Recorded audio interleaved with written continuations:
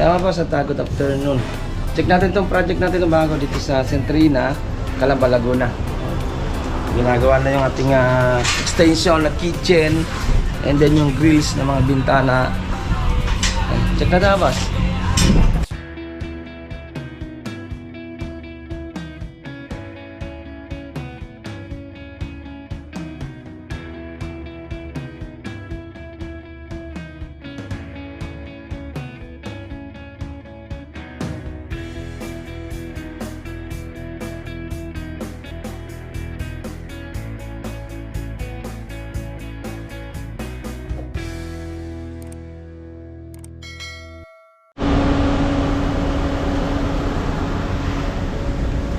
Kaya boss, check natin itong extension kitchen natin.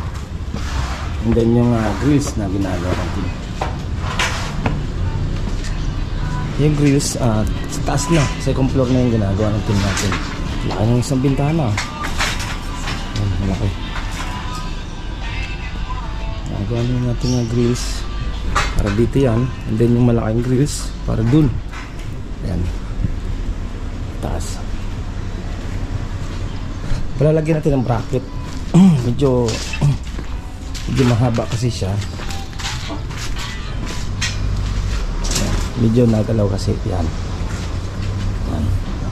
Palagyan natin ng bracket dito. Lagyan natin ng brace dito, 1x1 din. Tsaka dito sa isa.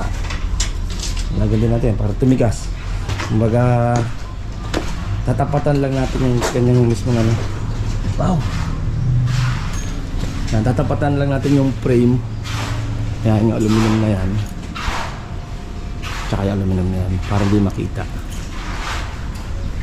Okay, ito meron na rin naman. Ayan, ano tayo?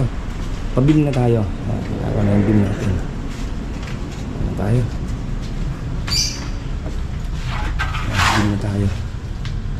Yung pagkabuhos ng beam din yan paikot para safe na hindi basa-basa crack yung ating wall. Dahil nang papatibay niyan yung beam na paikot, then sintada na naman tayo. Ito yung bintana para sa sliding, para maliwanag yung kitchen.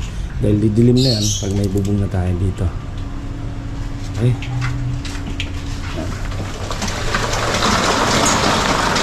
nabuhusan na yung poste. Check natin dito sa ito yung ito yung grills para sa mga bintana. And then dumating na si client dito nakalipas na araw para mabuksan yung mga pinto dahil sukuha na ng sukat yung mga room sa mga bintana natin. Kuha na ng sukat. Ayan. Ito naman ito nalagyan ng bracket dito sa tapat nito. Dito, similang din para tumigas. Ito yung mag-open. Maglalagay tayo ng fire exit. Ito na nalagyan ng fire exit. Ito na nalagyan ng fire exit. Ito isang room. Importante yan na may fire exit na bawat grills. Alam kung ma-emergency may nasunog kahit di natin ito dumaan. Kasi may bubong naman yan dyan, may extension na nabot. Okay, nabot natin dito sa isa. So dito, isang room, nalagyan nila ng fire exit. Ito, yan, tamang-tama. Ito yung kitchen niya. Yung roofing niya, ito. Yan.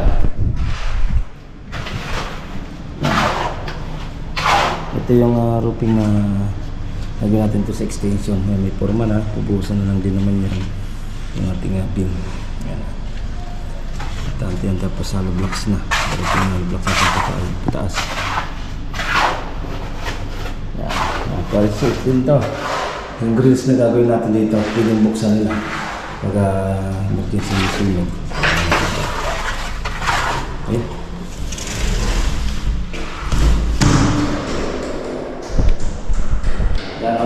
Yan ang ating konting pasilip dito sa ating project ng Centrina, Calamba, Laguna project.